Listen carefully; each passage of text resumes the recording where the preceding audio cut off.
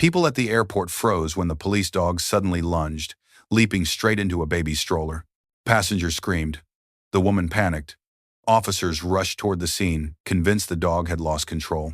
The woman clutched the stroller's handle, shaking in fear. "Control your dog!" she screamed. People whispered. Was she carrying something illegal? No one knew why the police dog reacted this way. No one understood what he had sensed. What the dog did next shocked everyone and revealed a truth so unbelievable. It stunned the entire terminal. Before we start, make sure to hit like and subscribe. And really, I'm curious, where are you watching from? Drop your country name in the comments. I love seeing how far our stories travel.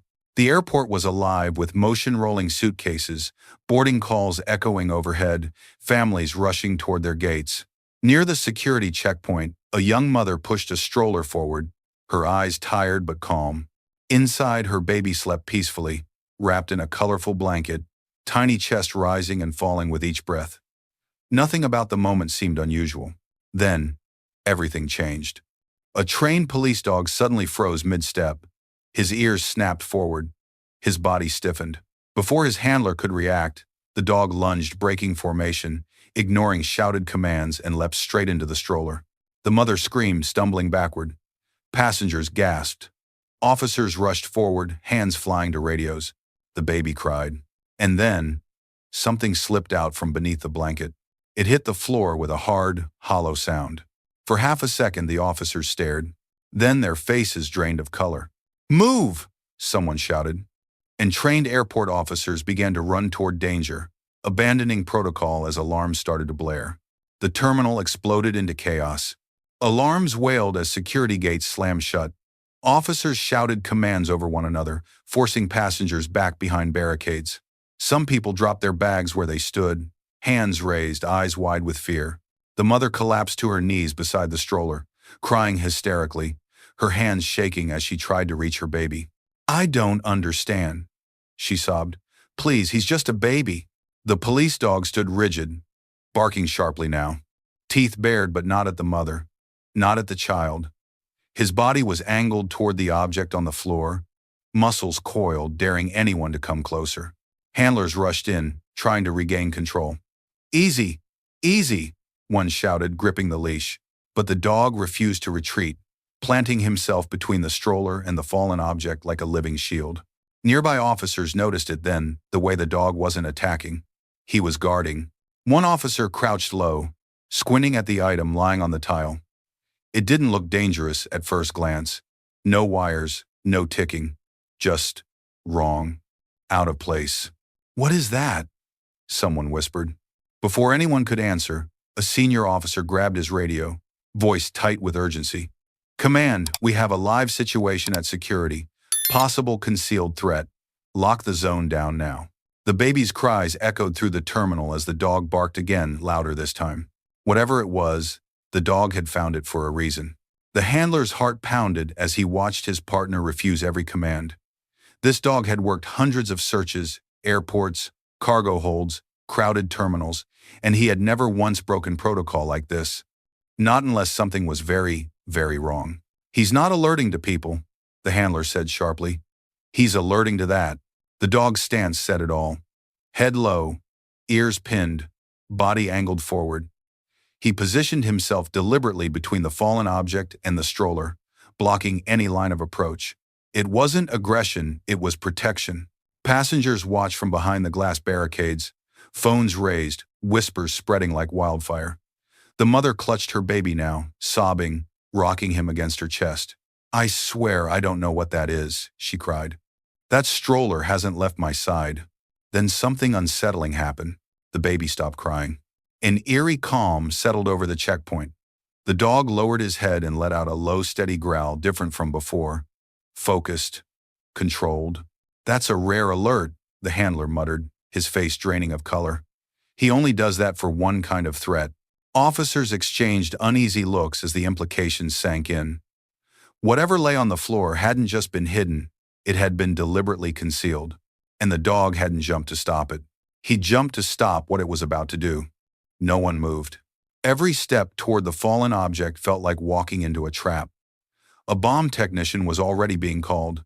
but time felt dangerously thin. The dog's growl never wavered low, constant, almost warning them not to hesitate but not to rush either. A senior security specialist slowly approached, kneeling just far enough to inspect without touching. His eyes narrowed. "This isn't part of the stroller," he said quietly. "There's a false compartment underneath." Murmurs rippled through the officers. Using a small inspection tool, he gently shifted the blanket aside. That's when everyone saw it clearly, a compact, unstable device hidden inside a modified frame. Not large, not obvious, but lethal. One wrong movement, one unnoticed scan. The color drained from the mother's face. "No, no, that's impossible," she cried. "I didn't put that there." Her legs gave out, and an officer caught her before she hit the floor. The specialist swallowed hard. "This wasn't meant to be found," he said. "And if it had activated in this terminal..." He didn't finish the sentence. He didn't need to. Officers exchanged grim looks. Hundreds of people had been standing within meters of that stroller just moments earlier. Families, children, travelers. The realization hit all at once. The stroller hadn't been used to carry a baby. It had been used to carry disaster. And only one creature in the entire airport had sensed it in time. The terminal fell eerily quiet as officers moved fast and with purpose. The mother was gently guided away, still shaking, her arms wrapped tightly around her baby as if afraid to let go. "I didn't know," she kept repeating through tears. "I swear I didn't know." Investigators worked swiftly. Within minutes, they confirmed what the dog's handler had already suspected. The stroller had been tampered with before it ever reached the airport. A hidden compartment had been professionally installed, designed to go unnoticed, designed to exploit trust. "She was a mule," one officer said grimly, "but not a willing one." The realization hit hard. Someone had chosen a mother and child because no one would suspect them. Medical staff checked the baby first. Healthy, unharmed. When the medic nodded in reassurance, the mother collapsed in relief, sobbing into the officer's shoulder. Nearby, the police dog finally relaxed. His growl faded. His tail wagged once, slow and tired, as if the weight of the moment had finally lifted. The handler knelt beside him, resting a hand on his head. "You saved a lot of lives today," he whispered. Around them, officers exchanged looks of quiet respect. Protocol had nearly failed. Instinct had not. One jump, one decision, one loyal partner. It had been enough to stop the unthinkable from happening. Hours later, the airport slowly came back to life. Flights were delayed, terminals reopened, and travelers moved again, unaware of how close disaster had come. Most would never know how narrowly their lives had been spared. In a quiet corner of the security office, the mother sat holding her baby, pressing soft kisses against his forehead. Her hands no longer trembled, but her eyes were filled with tears of gratitude. Before leaving, she knelt in front of the police dog, her voice breaking. "You protected my child," she whispered. "I'll never forget that."